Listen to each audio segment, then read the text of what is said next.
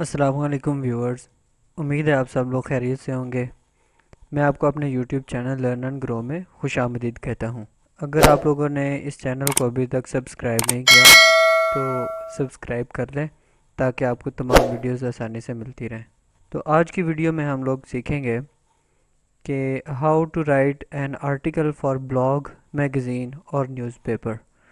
تو اس ویڈیو میں آپ لوگوں کو ٹپس بتائی جائیں گی کہ ہم لوگ کس طریقے سے ایک آرٹیکل لکھ سکتے ہیں جو کہ بلاگ کے لیے ہو سکتا ہے، میگزین یا نیوز پیپر کے لیے ہو سکتا ہے۔ تو آئیں دیکھتے ہیں کہ ہم اس کے کون کون سے حصے ہیں۔ تو اس کے رائٹنگ کے 3 فیزز ہوتے ہیں۔ پہلا فیز ہے پری رائٹنگ، دوسرا فیز ہے رائٹنگ اور تیسرا فیز ہے ریویژن۔ پری رائٹنگ میں جو سی چیزیں آتی ہیں اس میں پہلے برین سٹارمنگ کرنی ہوتی ہے، ڈیٹا کلیکشن ہوتی ہے، ڈیٹا مینجمنٹ ہوتی ہے اور کنٹینٹ لسٹ جو ہے وہ بنانی ہوتی ہے۔ رائٹنگ میں ایکچولی آپ نے اس کی باڈی لکھنی ہوتی ہے، سارے آرٹیکل کی ریزلٹس اور ڈسکشن وغیرہ جو آپ نے لکھنا ہے۔ اور اس کے علاوہ ریویژن جو ہے اس کے اندر بہت امپورٹنٹ پارٹ ہے یہ۔ تو آئیں آگے چل کے ہم لوگ یہ دیکھتے ہیں کہ ریویژن میں اور باقی حصوں میں کیا کیا کچھ کر سکتے ہیں۔ تو آئیں ہم ان کی ڈیٹیل میں جا کے دیکھتے ہیں۔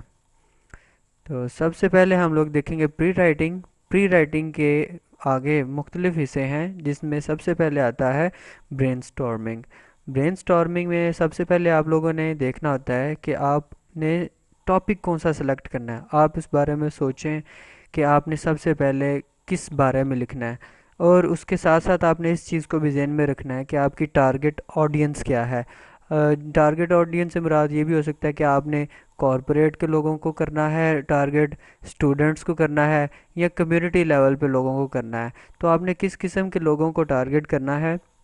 آپ نے اپنی آڈینس کو دیکھنا ہے کہ کون آپ کے آرٹیکل کو پڑھے گا۔ اور اس کے بعد آپ نے ٹارگٹ پبلشر کو دیکھنا ہے۔ وہ جو ٹارگٹ پبلشر ہے وہ بلاگر بھی ہو سکتے ہیں، فیس بک کے لیے بھی آپ لکھ سکتے ہیں، مختلف قسم کی ویب سائٹس ہوتی ہیں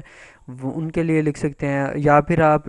اگر آپ ریسرچ رائٹنگ کر رہے ہیں یا کمیونیکیشن، آپ نے شارٹ کمیونیکیشن کرنی ہے تو آپ مختلف قسم کے جرنلز کے لیے بھی لکھ سکتے ہیں، اور اس کے علاوہ آپ لوگ میگزین کے لیے بھی لکھ سکتے ہیں۔ اب پبلشر جو ہے وہ ٹارگٹ کرنا کیوں ضروری ہے اور یہ آپ کی پبلیکیشن میں کتنا زیادہ امپورٹنٹ ہے، اس کے بارے میں آپ کو بتاتا ہوں کہ اگر آپ کو پتہ نہیں ہے کہ آپ لکھ کس کے لیے رہے ہیں، آپ کسی بھی پبلشر کو آپ اپنا لکھا ہوا آرٹیکل بھیج دیں گے تو وہ پہلے اسے دیکھے گا کہ کیا یہ میرے اسکوپ کے ساتھ ملتا ہے۔ اگر تو وہ اس کے اسکوپ کے ساتھ ملتا ہے تو وہ اسے ایکسیپٹ کرے گا، اور اگر نہیں ہے تو وہ اسے ریجیکٹ کر دے گا۔ تو اس لیے یہ سب سے اہم چیز یہ ہے کہ آپ نے اپنا جو ہے سب سے پہلے پبلشر دیکھنا ہے، اور اس کی آپ نے گائیڈ لائنز دیکھنی ہے، آتھر انسٹرکشنز پڑھنی ہے اور اس کی فارمیٹنگ دیکھنی ہے، جس سے آپ کو پتہ چل جائے گا کہ اس پبلشر کو جو ہم نے آرٹیکل لکھ کے بھیجنا ہے وہ کس قسم کا لکھ کے بھیجنا ہے تاکہ میکسیمم چانسز ہوں مینیو اسکرپٹ ہے یا ہمارا جو پیپر ہے وہ پبلش ہو سکے۔ اس کے بعد آ جاتا ہے data collection and management. Data collection میں آپ نے سب سے پہلے سرچ کرنا ہے کہ آپ نے جو ٹاپک سلیکٹ کر لیا ہے اس کے بارے میں مٹیریل کو سرچ کرنا ہے، اور ریسرچ کرنے کے لیے مختلف قسم کے جو ہیں ٹولز آپ لوگ یوز کر سکتے ہیں، مختلف قسم کی ویب سائٹس یوز کر سکتے ہیں، گوگل استعمال کر سکتے ہیں، گوگل اسکالرز استعمال کر سکتے ہیں۔ اور اس کے علاوہ آپ نے جب ایک دفعہ مختلف قسم کا ڈیٹا جو ہے اس کو سرچ کر لیا تو اس کو ریڈ کریں، اور ریڈ کرنے کے بعد آپ کو پتہ چل جائے گا کہ کون سے پیپرز یا کون سے نیوز پیپرز یا کون سی ویب سائٹ جو ہے وہ آپ کے آرٹیکل کے لیے ہیلپ فل ہے۔ تو آپ اس پیج کو، اس ویب سائٹ کے کنٹینٹ کو ڈاؤن لوڈ کر لیں، کاپی کر کے اپنے پاس رکھ لیں تاکہ آپ اسے بعد میں پڑھ کے تو اس سے ملتی جلتی انفارمیشن کے ساتھ اپنا ایک آرٹیکل جو ہے، ایک نیو آرٹیکل لکھ سکیں۔ اور اس کے بعد دوسرے نمبر پہ آتا ہے ڈیٹا مینجمنٹ۔ ڈیٹا مینجمنٹ میں اب یہ ڈیپینڈ کرتا ہے کہ آپ نے کس قسم کا آرٹیکل لکھنا ہے۔ اس ڈیٹا میں ٹوٹلی جو ہے وہ ٹیکسٹ بھی ہو سکتا ہے، اس کے اندر گراف، چارٹس اور ٹیبلز بھی ہو سکتے ہیں۔ تو یہ ڈیٹا پہ ڈیپینڈ کرتا ہے کہ آپ نے کون سا ڈیٹا جو ہے وہ پریزنٹ کرنا ہے اور کس قسم کا ڈیٹا جو ہے آپ لوگ لکھ رہے ہیں۔ اور ایک چیز جو بڑی اہم ہے ڈیٹا کلیکشن کے لحاظ سے وہ یہ ہے کہ آپ نے کوئی بھی مٹیریل لینا ہے وہ اتھینٹک سورس سے لینا ہے، اور آپ لوگ جو ہے وہ ڈیٹا مختلف جگہوں سے بھی لے سکتے ہیں، ریسرچ آرٹیکل سے لے سکتے ہیں، ریویو آرٹیکل سے لے سکتے ہیں، شارٹ کمیونیکیشن سے لے سکتے ہیں، اس کے علاوہ جو اتھینٹک ویب سائٹس ہیں جو گورنمنٹ کی ویب سائٹس ہوتی ہیں وہاں سے لے سکتے ہیں، WHO کی ویب سائٹ سے لے سکتے ہیں، رائل سوسائٹی آف UK کی ویب سائٹ سے لے سکتے ہیں، اور اسی طرح اور بھی بہت ساری ویب سائٹس ہیں جہاں سے آپ ڈیٹا جو ہے وہ کلیکٹ کر سکتے ہیں۔ اس کے بعد اس کا جو پری رائٹنگ کا آخری حصہ ہوتا ہے وہ ہوتا ہے کانٹینٹ رائٹ اپ، مطلب آپ نے کانٹینٹ لسٹ لکھنی ہے۔ تو کانٹینٹ لسٹ کا ایک یہ رف سا اسکیچ میں نے یہاں پر بتایا، آپ لوگ اس طریقے سے ایک رف کانٹینٹ لسٹ بنا لیں اور اس کانٹینٹ لسٹ کے لحاظ سے آپ لوگ اپنی رائٹنگ جو ہے وہ سٹارٹ کریں۔ اس کے بعد دوسرے پارٹ پہ آتے ہیں جو کہ ایکچولی رائٹنگ کا پارٹ ہے، اور یہ بہت ہی ایکسائٹنگ ہوتا ہے۔ اگر آپ نے کام جو ہے وہ پری رائٹنگ میں کر لیا ہے تو آپ کے لیے رائٹنگ کا جو پارٹ ہے وہ بہت ہی آسان ہو جائے گا۔ اچھے جو رائٹرز ہیں وہ پری رائٹنگ پہ اپنا تقریباً 60 to 65% اور سم ٹائم 70% جو ہے وہ اپنا ٹائم پری رائٹنگ پہ لگاتے ہیں، اور پری رائٹنگ پہ لگانے کے بعد جس میں وہ ڈیٹا کلیکشن اور ڈیٹا مینجمنٹ وغیرہ کرتے ہیں، اس کے بعد جب ایک بار ان کے پاس سارا ڈیٹا ارینجڈ فارم میں آ جاتا ہے، 10 to 20% ٹائم جو ان کے پاس ہوتا ہے اس کے اندر وہ رائٹنگ کر لیتے ہیں، اور جو آخری ٹائم ہوتا ہے ان کے پاس 10% جو بچ جاتا ہے وہ 10% وہ پروف ریڈنگ یا ریویژن پہ لگاتے ہیں۔ تو آئیں ہم دیکھتے ہیں کہ رائٹنگ جو ہے اس کے اندر کون سی چیزیں ہوتی ہیں۔ تو رائٹنگ میں سب سے پہلے ہم لوگوں نے انٹروڈکشن دینا ہوتا ہے۔ جو بھی آپ نے آرٹیکل لکھنا ہے اس کا انٹروڈکشن ہونا لازمی ہے، اور انٹروڈکشن میں کون کون سی چیزیں شامل ہوتی ہیں ان کے بارے میں ہم دیکھتے ہیں۔ سب سے پہلے آپ نے 1 to 2 لائن میں پرابلم کو سٹیٹ کرنا ہوتا ہے کہ پرابلم کیا ہے، اور اس پرابلم سے ہمیں کتنا لاس ہو رہا ہے یا کتنی مورٹیلٹی ہو رہی ہے، یا پھر آپ نے اس کی سٹیٹسٹکس دینی ہوتی ہیں پچھلے 5 سال کی، پچھلے 10 سال کی، جس سے آپ کو پتہ چل جاتا ہے کہ ہماری اکانومی کو یا پھر ہمارے معاشرے کو کتنا نقصان ہو رہا ہے یا کتنی لوگوں کی ڈیتھس ہو رہی ہیں اگر آپ کسی ڈیزیز پہ اسٹڈی کر رہے ہیں